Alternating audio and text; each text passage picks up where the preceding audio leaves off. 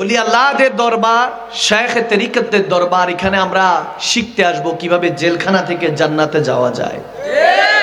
আসফালা সাফিলিন বলা হয়েছে দুনিয়াকে, কিন্তু আহসানি তাকওয়িম, সবচেয়ে সুন্দর করে রব্বে করিম এই বান্দাদেরকে সৃষ্টি করেছেন। সুবহানাল্লাহ।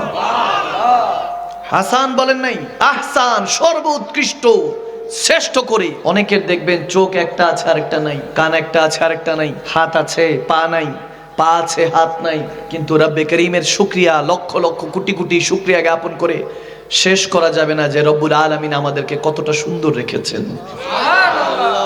শুকরিয়া আদায় করবে। মুসলমানদের দুইটাই অস্ত্র, একটা ধৈর্য আর একটা হলো শুকরগুজার, একটা হলো সবর আর একটা হলো শুকরিয়া, একটা হলো ধৈর্য আর একটা হলো আলহামদুলিল্লাহ। এই দুইটা আপনার কাছে আছে, কেউ আপনাকে হারাতে পারবে না। গ্যারান্টি ওয়ারেন্টি দিচ্ছেন কে? আওয়াজ দেন কে? ইন্না মাআল উসরি ইউসরা, দুঃখের পরে সুখটা রেখেছেন কে? বিশ্বাস করুন, এই দুনিয়ার মানুষ আপনাকে ধোঁকা দিয়ে বোকা বানাবে, কিন্তু আমার আল্লাহ আপনার জন্য কবরের দয়াল নবীকেও রাখছে।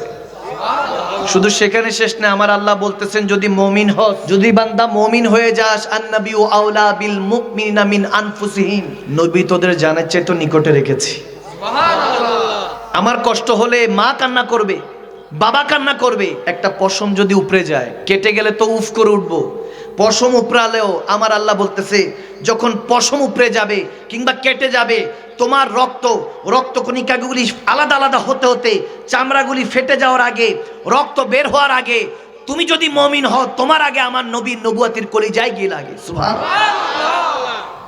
তুমি উফ বলার আগে আমার নবী উফ করে উঠে। আমার নবী এতটা ভালোবাসে মুমিন বান্দাকে। আপনি কি মনে করছেন আমার আল্লাহ আমাকে আপনাকে ভালোবাসে না? একটু খুশি হলে সে রব্বে করিমকে ভুলে যা, একটু দুঃখ পড়লে তেনার উপরে আঙ্গুল তুলেন যে আল্লাহ তুমি আমাকেই পাইলা দুঃখ দেওয়ার জন্য। অঢেল যাকে টাকা পয়সা দিছো, নামাজও পড়ে না, মসজিদও চিনে না, খালি শুক্রবারে দেখা যায়।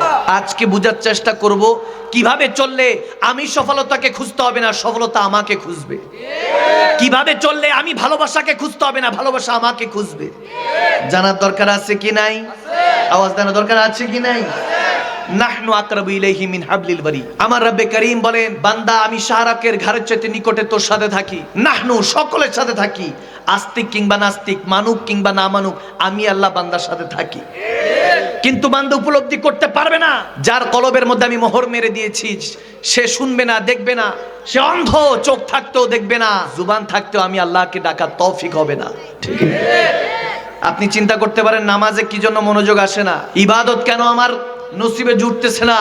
আপনাকে বলে দিচ্ছি স্পষ্ট ভাবে, আপনি নামাজকে বলছেন কাজ আছে, যেখানে বলার দরকার ছিল এক কাজ আমার নামাজ আছে, কিন্তু আপনি ইবাদতকে ইনকার করছেন, ইবাদতকে দূরে ঠেলে দিচ্ছেন না, বরং এটা চিন্তা করেন যে রব্বে করিম আপনাকে তেনার সামনে সম্মুখীন হওয়ার তৌফিকই দিল না। আপনি নামাজ ইবাদতকে না করলেন না, আপনি ইবাদত থেকে দূরে থাকলেন না, গুনাহকে আঁকড়ে ধরলেন, ইবাদতকে আল্লাহ রাসূলের মহব্বতকে ছেড়ে দিলেন, দুনিয়াকে ভালোবাসলেন।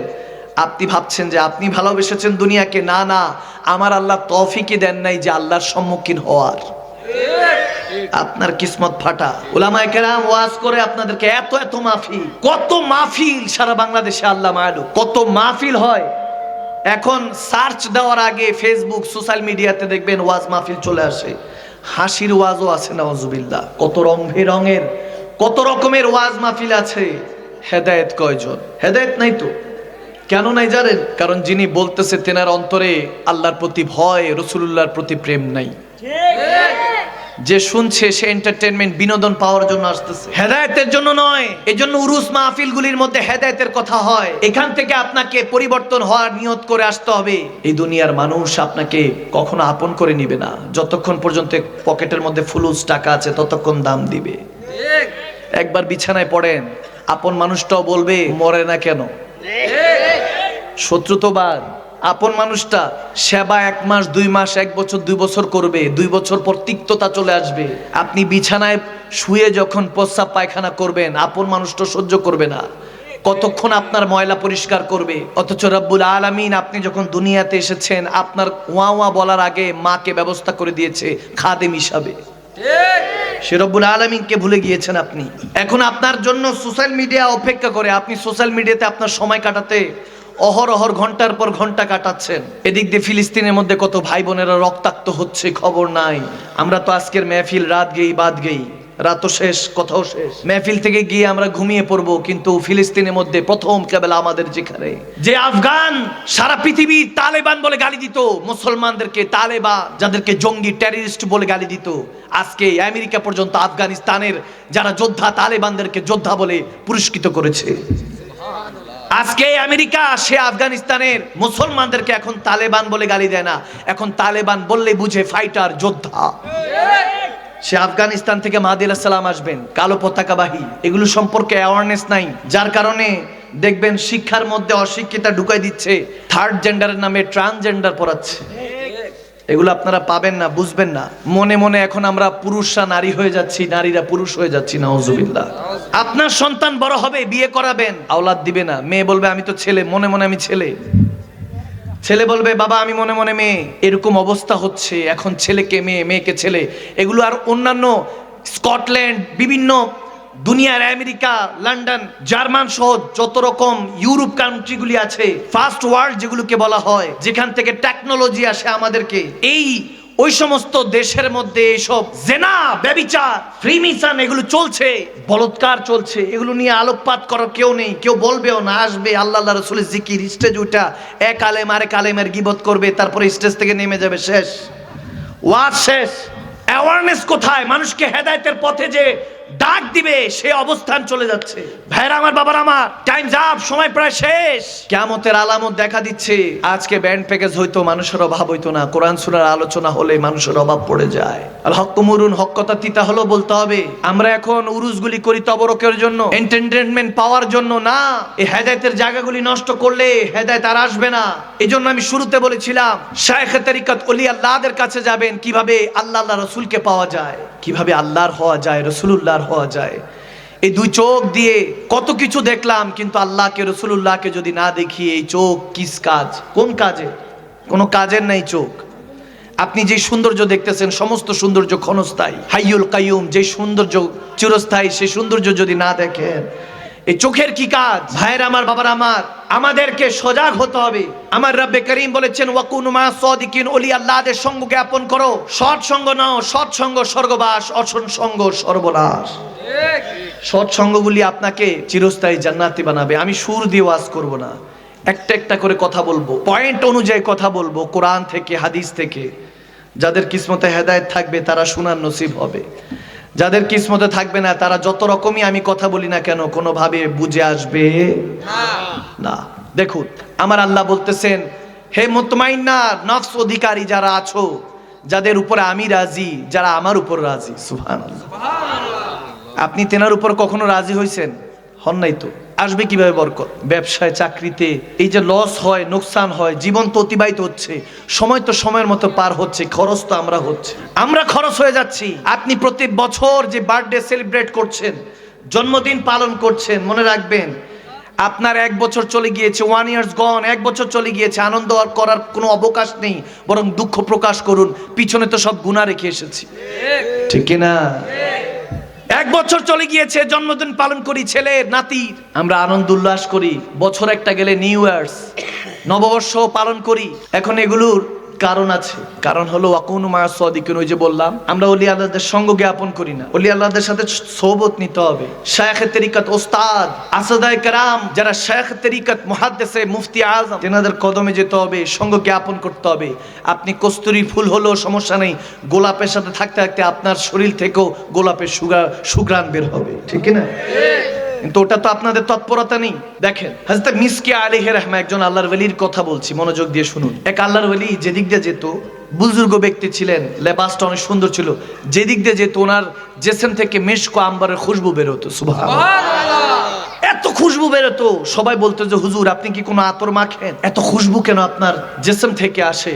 বলে তাহলে তোমাকে আমার তওবার ঘটনাটা শোনাই। আমি যুবক অবস্থায় যখন ছিলাম, কর্মচারী, এক দোকানের কর্মচারী হিসেবে ছিলাম, ওখানে কাজ করতাম। একদিন ওই দোকানের মধ্যে এক নারী আসলো, বড়লোক মহিলা, অনেক টাকা পয়সা অঢেল, আসলো, কেনাকাটা করলো, তার বদনজর আমার দিকে পড়লো। আমি যুবক অবস্থায় ছিলাম। ওই রাইস জাদি যেই বড়লোক নারী ছিল, সে তার দোকানদারকে বলল যে এতগুলি মান সাবান কিনেছি, এগুলো তো ঘরে পৌঁছানোর জন্য কেউ না কেউ লাগবে, একজন লোক দেন। তো আমার দোকানদার, আমার মালিক বলল যে এই বাবা, তুমি তার সাথে যাও, ওই মহিলার সাথে যাও। আমি তো সহজ সরল মনে গেলাম। ঘরে যাওয়ার পরে যখন তার এই মাল সাবানগুলি পৌঁছে দিলাম, ওই মহিলার দরজা আটকে দিল। তার মনের মধ্যে কুখেয়াল চলছে। যখন কুখেয়াল চলছে, তখন কুপ্রস্তাব দিয়ে বসলো আমাকে যে আমার সাথে জেনা করো, পাপাচারে লিপ্ত হও। ওই আল্লাহওয়ালা বলতেছেন আমি যুবক ছিলাম, কিন্তু আমার ঈমান কামেল ছিল। সুবহানাল্লাহ। আমি আমার শায়খ তরিকত থেকে বায়াত গ্রহণ করেছিলাম। তিনি শিখিয়েছিলেন ইত্তাকিল্লাহ ফাত্তাকুল্লাহ মাস্তাতাতুম। রূহ দিয়ে, জিসম দিয়ে ভয় করতে হবে কাকে? আল্লাহকে। আওয়াজ দিয়ে বলেন কাকে? আল্লাহকে। আল্লাহকে ভয় করতে হবে। সব সময় তিনি তোমার সাথে থাকেন। ওই মুহূর্তে আমার আল্লাহর খৌফ আসলো। বললাম আল্লাহ হেফাজত করো। আমি তাকে বললাম না, আমি খারাপ কাজ করব না। ওই নারী বলল আমি এখন চিৎকার চেঁচামেচি করব, কারণ জোর যার মূল্য তার, ঠিক না? ওই জমানায় ছিল, এই জামানাও আছে। পরকীয়ার মধ্যে ব্যস্ত হয়ে যায়, স্বামী বিদেশ, নারী এদিকে অন্য যুবকের, অন্য ব্যক্তির প্রেমে আসক্ত হয়ে নিজের স্বামীর সাথে গাদ্দারি করে। আছে কি নাই? আছে। আমার নবী বলতেছে এদের উপরে ফেরেশতারা লানত দিতে থাকে যারা বেগানা পুরুষের সাথে স্বামী থাকা সত্ত্বেও রিলেশনশিপ সম্পর্ক গড়ে। নাউযুবিল্লাহি মিন যালিক, আস্তাগফিরুল্লাহ। তাদের উপরে ফেরেশতারা লানত দিতে থাকে। নাউযুবিল্লাহ পড়ে। নাউযুবিল্লাহ। যখন ওই নারীর স্বামী ছিল, যখন কুপ্রস্তাব দিচ্ছে হযরতে মিসকিকে, হযরত মিসকি বলছে আমি তাকে বলছি আমাকে ছেড়ে দেন, আমি এরকম কাজ করব না, বলে আমি চিৎকার চেঁচামেচি করব, লোকজন এসে তোমাকেই মারবে, যে তুমি হয়তো আমার সম্মান হানি করতে চেয়েছো, এগুলো বলবো। তখন সে একটু তাৎক্ষণিক একটা বুদ্ধি আসলো, তার আল্লাহর পক্ষ থেকে নূর আসলো হেদায়েতের। তিনি বললেন যে আমি একটু ওয়াশরুমে যাব, বাথরুমে যাব। হযরত মিসকি বলছে যখন আমি বাথরুমে গেলাম, তখন ওখানে প্রস্রাব পায়খানা করলাম। ওই প্রস্রাব পায়খানাটা আমি আমার শরীরের মধ্যে মেখে নিলাম। পায়খানা যখন মেখে আমি ঘরে প্রবেশ করলাম, বাথরুম থেকে ঘরে প্রবেশ করলাম, ওই মহিলা বলল যে এ পাগল ছাগল, তুমি এগুলো কি মেখেছো? সে আমার থেকে দূরে সরে গেল, বলে যে ঘর থেকে বের হও। আমাকে ঘর থেকে বের করে দিল। আমি দৌড়ায় আমার ঘরে আসলাম, গোসল নিলাম। গোসল করে শাওয়ার নিয়ে পবিত্রতা অর্জন করে রব্বে করিমের দরবারে 2 রাকাত নামাজের মাধ্যমে সেজদা দিয়ে শুকরিয়া আদায় করলাম। যখন শুকরিয়া আদায় করলাম, ওই রাতে যখন আমি তওবাতুন নাসুহা ওয়া তাওবাতুল কাবলাল মাউত, মৃত্যুর আগে যেমন তওবা ফরজ, আমি তওবা করে আমার শায়খের মাধ্যমে যখন তওবা করে আমি নিজেকে হেফাজত করেছি, ওই রাতে যখন চোখটা বন্ধ করলাম, কিসমতের চোখটা আল্লাহ খুলে দিল। আল্লাহ কিসমতের চোখটা খুলে দিল। হযরত ইউসুফ আলাইহিস সালামের সাথে আমার মুলাকাত হয়ে গেল। ইউসুফ আলাইহিস সালাম বলল আমি আমার জামানার মধ্যে মা জুলেখা যেমন ভাবে ইউসুফ আলাইহিস সালামের সম্মানহানি করতে চেয়েছিল, ইউসুফ আলাইহিস সালাম বলতেছে এ উম্মতে মুহাম্মাদি, আপনি আমার সুন্নাত পালন করেছেন। আমি জুলেখা থেকে নিজের ইজ্জতকে হেফাজত করেছিলাম, আপনি সেই মহিলা থেকে নিজের ইজ্জতকে, চোখকে, কলবকে হেফাজত করেছেন। আপনি এই জামানার সানি ইউসুফ হয়েছেন, দ্বিতীয় ইউসুফের মর্যাদা পেয়েছেন।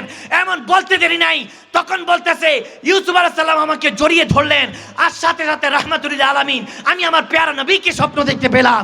আমার নবী আমার সাথে এসে সিনার সাথে সিনা লাগিয়ে সিনাকে মক্কা মদিনা বানিয়ে দিলেন। সুবহানাল্লাহ, আল্লাহু আকবার, নারে রিসালাত, ইয়া রাসূলুল্লাহ, বাতে রাসূল, বাতে খুদা, জিন্দাবাদ জিন্দাবাদ। হেদায়েতের মালিক কে? আল্লাহ। আওয়াজ দেন, হেদায়েতের মালিক কে? अभी इब्तिदाई इश्क है रोता है क्या, आगे आगे देख होता है क्या। ঠিক না? মাত্র তো প্রেমের খেলা শুরু হয়েছে, সামনে তো আরো পরীক্ষা বাকি আছে। আছে কি নাই? দেখেন, এক আল্লাহ ওয়ালা ছিলেন, হযরত ইবনে জাওজি আলাইহি রাহমা বর্ণনা করছেন, আবু হাশেম আলাইহি রাহমা এক আল্লাহ ওয়ালার কথা বলছেন। তিনি শায়খ তরিকত ওলি আল্লাহদের সাথে সঙ্গ জ্ঞাপন করলে ফায়দা কি জানার দরকার আছে না? আছে। আওয়াজ দেন, দরকার আছে না?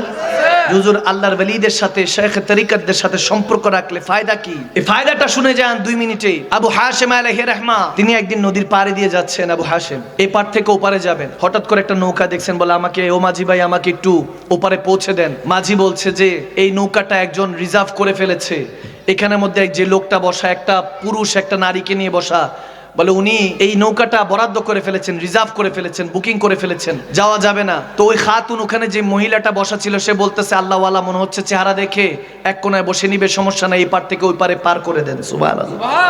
নিয়ে নিল। নেওয়ার পরে আবু হাশেম আলাইহির রহমা উনি নৌকার এক সাইডে বসে আছে। যখন বসে আছে ওইখানে যে যুবকটা একটা নারীকে নিয়ে বসে আছে, একজন রাইস জাদা, যুবক বলতে একটু বয়স 40-45 মতো হবে, অনেক টাকা পয়সাওয়ালা। যখন ওখানে বসে আছে ওই নারী সহ খারাপ কাজে ব্যস্ত, মানে আইয়াশি করছে, দুনিয়াদারিতে ব্যস্ত। ওই নারী তেনার ওয়াইফও না, বিবিও না। যখন দুনিয়াদারির মধ্যে ব্যস্ত, দেখবেন এরকম অনেক আছে, অঢাল টাকা, অনেক টাকা পয়সা, দুনিয়াদারি নিয়ে ব্যস্ত। টাকা পয়সা এমন হয়েছে জীবনে মসজিদে যাওয়ার সুযোগ হয় নাই। এরকম অনেক মানুষ আছে মসজিদে যাওয়ার সুযোগ হয় নাই কিন্তু কবরে চলে গিয়েছে। আছে কি নাই? আমি নিজে পার্সোনালি দেখেছি, আপনারাও দেখে থাকতে পারেন। এলাকার মধ্যে অনেকে থাকে, টাকা আছে, ধন আছে, কিন্তু মন নাই। ঠিক কিনা? ঠিক কিনা? যখন আয়াশি করছে, খাবার খাচ্ছে, ওই আবু হাশেম আলাইহির রহমা ওই আল্লাহ ওয়ালার কাছে বলতেছে আপনি খাবার খাবেন, দিল। উনি খাবার খেলেন। কিছুক্ষণ পর শরাব যখন দিতেছে, বলেন আমি শরাব পান করব না, বসে আছে চুপচাপ।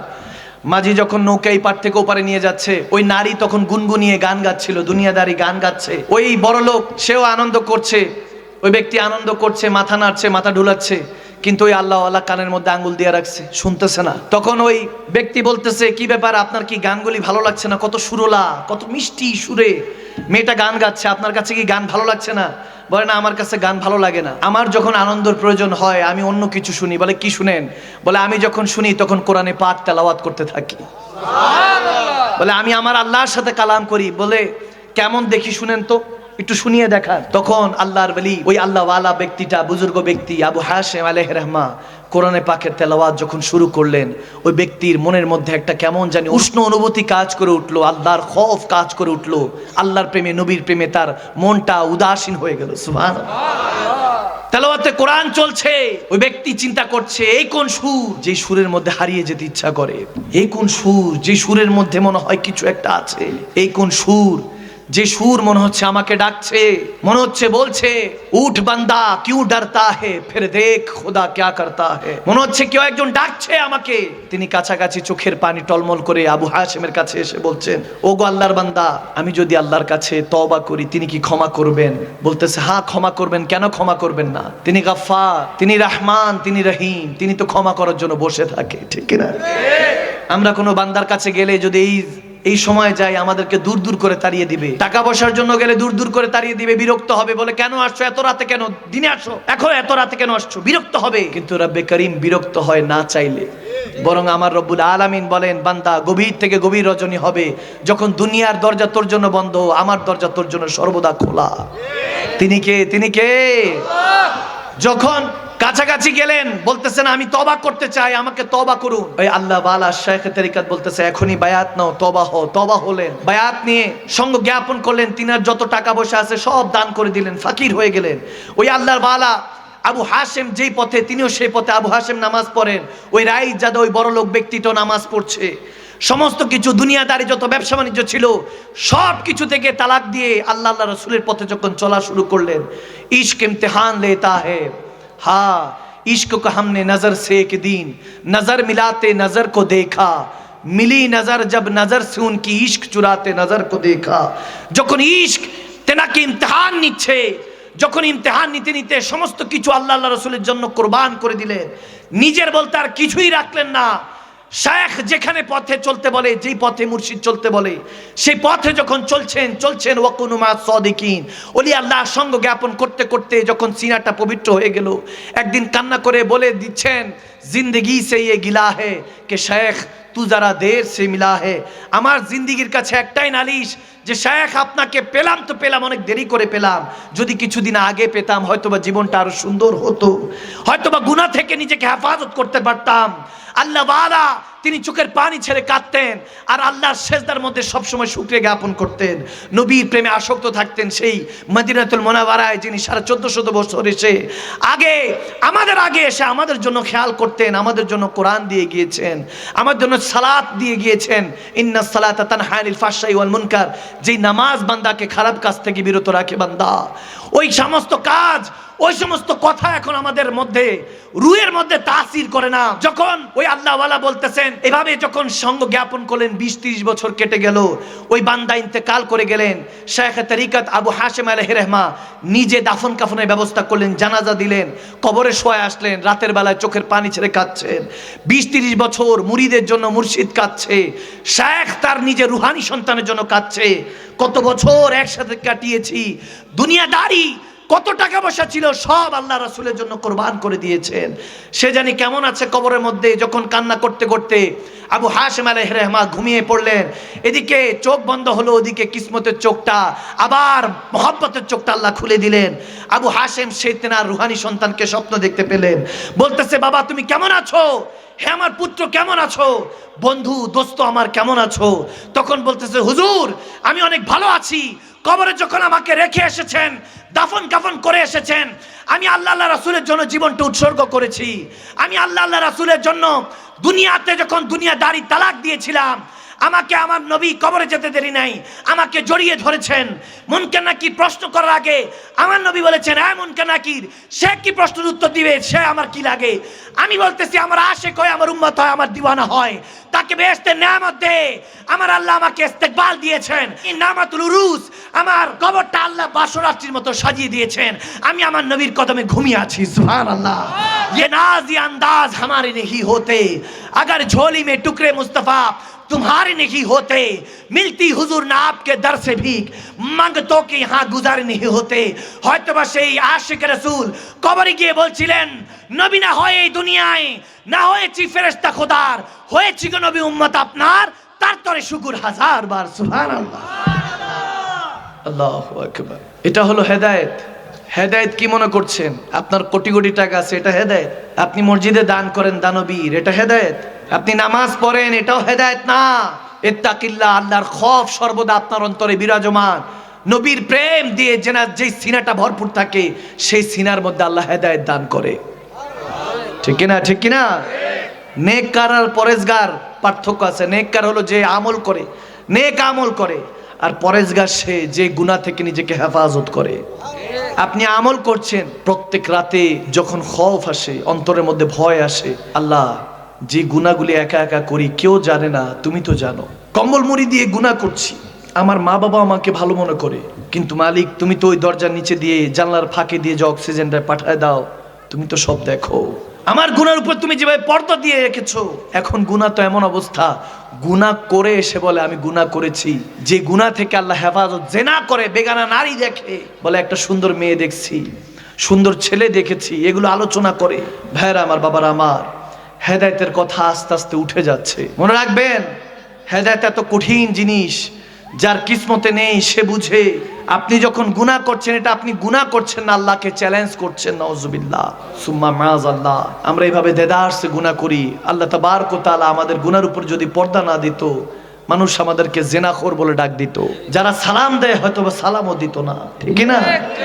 আমার পরিবার আমাকে খারাপ জানতো। কিভাবে শুকরিয়া জ্ঞাপন করবেন সেই রবের, যে মালিক আপনার গুনাহ খাতার উপরে পর্দা দিয়ে রাখে সর্বদা। আমার আল্লাহ বলেন, যখন বান্দা সেজদায় গিয়ে সুবহান রাব্বিল আলা পড়ে, সেজদার থেকে উঠতে দেরি নাই, জান্নাত আর তার মাঝে শুধু একটা পর্দা থাকে। আমি এতটা কবুল করিনি তাকে। সুবহানাল্লাহ বলবেন না? মানুষ আপনাকে কি বলছে এগুলো তোয়াক্কা করবেন না। মানুষ খাওয়ায়ও না, পড়ায়ও না। 40 দিন মারা যাওয়ার পর 40 দিন আসবে, গোশত পায় নাই, বলবে গোশতই পায় নাই। মানুষ এটাই বলবে, ঠিক? আওয়াজ দেয় না, ঠিক?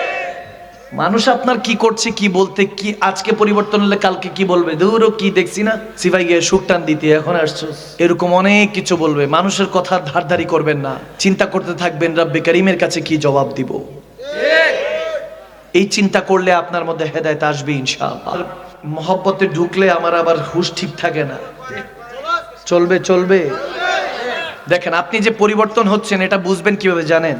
যে হুজুর আমি নামাজ কালাম পড়ি, জিকির আজকার করি, দুরুদে পাক পড়ি, ইস্তেগফার পড়ি, কিন্তু আমি যে পরিবর্তন হচ্ছে এটা বুঝবো কিভাবে? এটা একটা উপায় লাগবে না?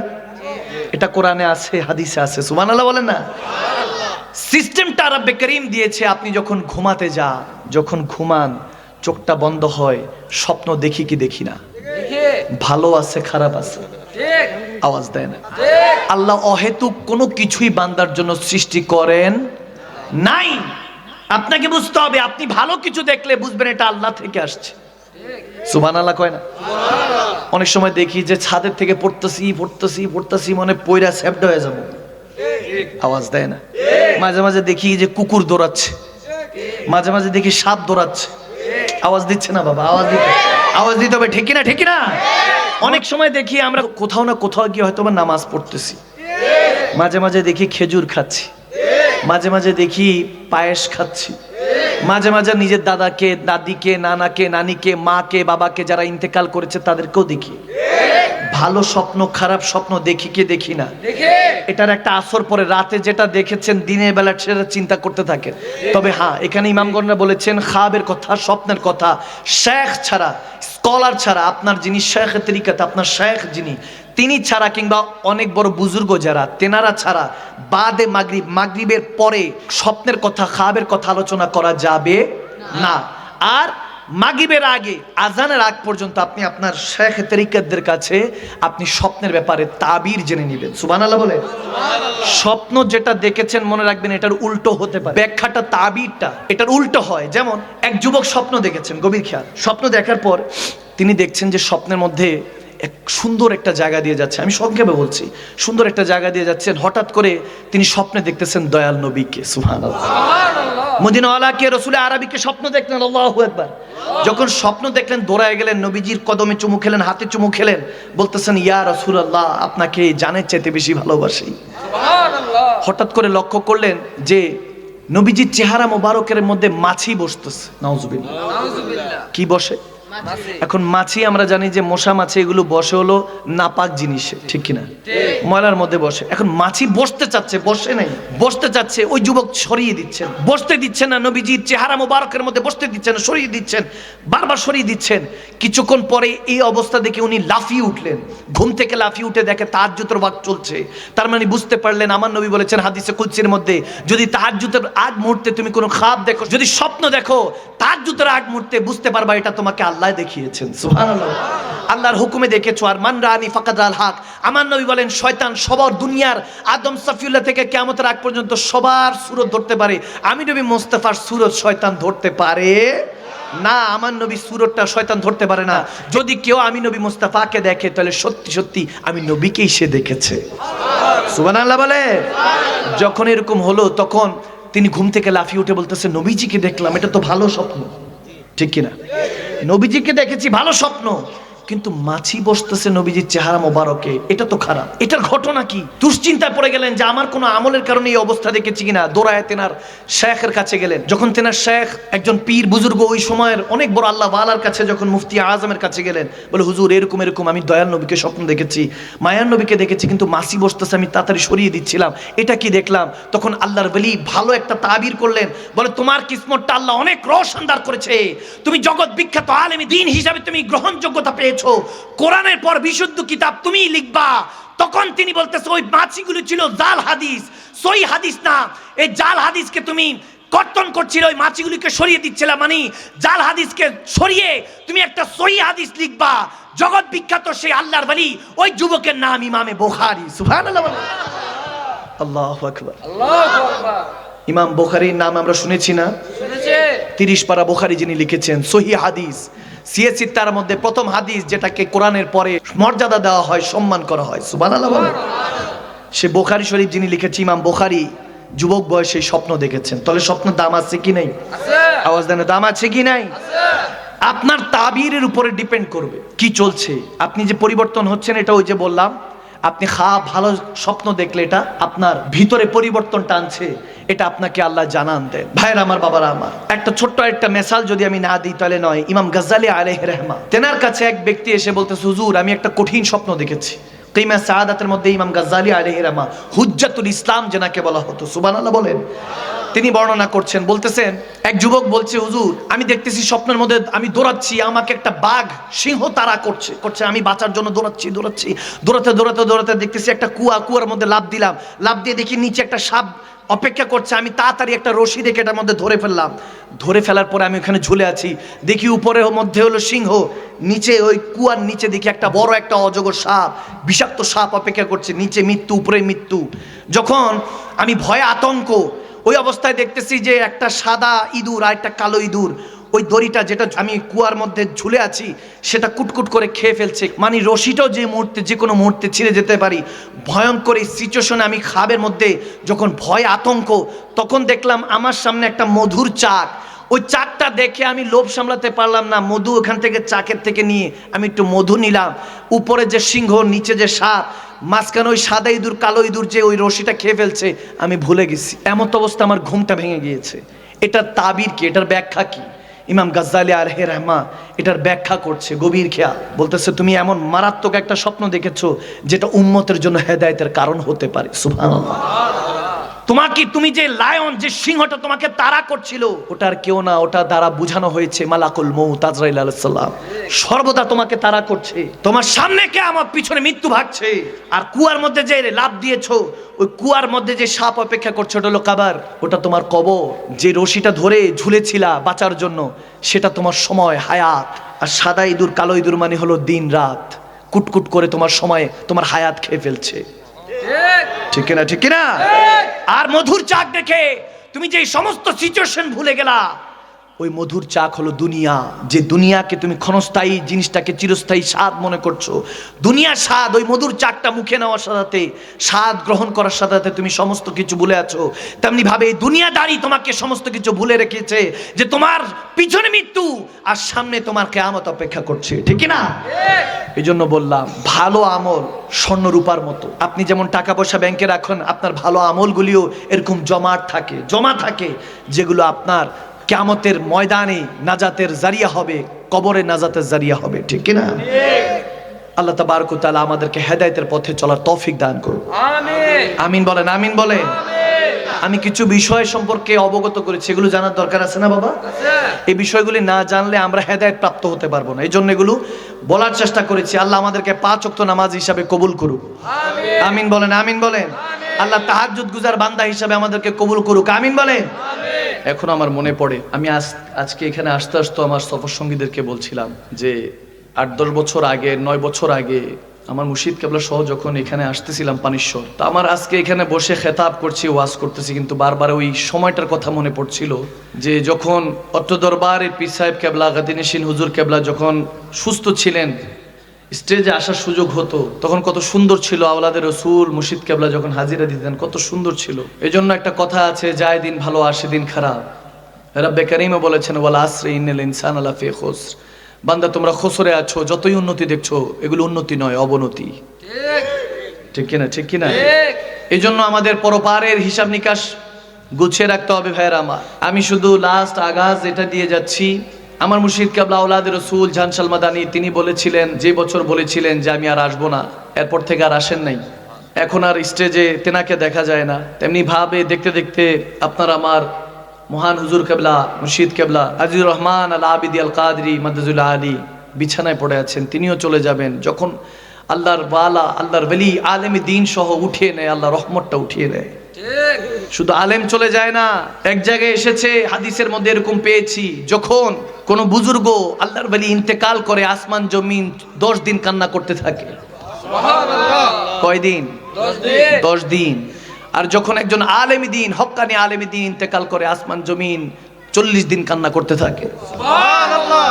আমার নবীকে কেউ একজন জিজ্ঞেস করলেন, সাহাবায়ে রাসূল, ইয়া রাসূলুল্লাহ, একজন আল্লাহর ওলির জন্য মাত্র 10 দিন, আলেমে দ্বীনের জন্য 40 দিন, আলেমে দ্বীন কি বড়? বলে হ্যাঁ, এখানে বোঝার বিষয় আছে। আসমান জমিন কাঁদতে থাকে যে একজন ওলি চলে গেল, রাহনুমা চলে গেল, অভিভাবক চলে গেল, এই ভেবে 10 দিন কাঁদে। আর 30 দিন বেশি এজন্য কাঁদে আলেমে দ্বীনের জন্য, হক্কানি আলেমে দ্বীন, যে এতদিন ওলি ছিল, রহমত ছিল, ওলি চলে গিয়েছে, এখন আলেমও চলে গিয়েছে। আলেম চলে যাওয়া মানে ওলি কে চিনাবে? কারণ ওলি যারা নবী পাবো না। ঠিক না বলে? এজন্য আলেম চলে গেলে 40 দিন আসমান জমিন কাঁদতে থাকে, এখন ওলি চেনানেওয়ালা থাকবে না। এজন্য আলেমে দ্বীন ওয়ারাসাতুল আম্বিয়া, তেনাদেরকে সম্মান করবেন, ভালোবাসবেন। আলেমে দ্বীনদের চেহারা দেখলে আল্লাহ সগীরা গুনাহগুলি মাফ করে দেয়। আমিন বলে। আমিন। এজন্য বেশি বেশি দেখবেন, আর কখনো কাউকে বাজে মন্তব্য করবেন না, কখনো কারো কটূক্তি করবেন না। আমি সবসময় বলি, যেমন এক ঘরে 2 সতীন থাকতে পারে না, তেমনি ভাবে এক হৃদয়ে ভালোবাসা আর ঘৃণা থাকতে পারে না। আল্লাহ আমাদেরকে বুঝার তৌফিক দান করুক। আমিন বলে। আরশের মেহমান করেছেন আল্লাহ, কত শান কত মান মোর কামলিওয়ালা, ঠিক না? আর শের মেহমান করেছেন আল্লাহ, কত শান কত মান মোর কামলিওয়ালা। আর শের মেহমান করেছেন আল্লাহ, কত শান কত মান মোর কামলিওয়ালা। ও গো মদিনাওয়ালা হো, ও গো মদিনাওয়ালা, করো করুণা দিদার দাও গো শাহে মদিনা, দিদার দাও গো শাহে মদিনা।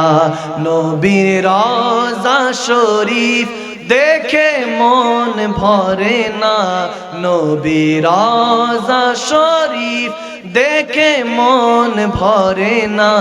দিদার দাও গো শাহে মদিনা, দিদার দাও গো শাহে মদিনা।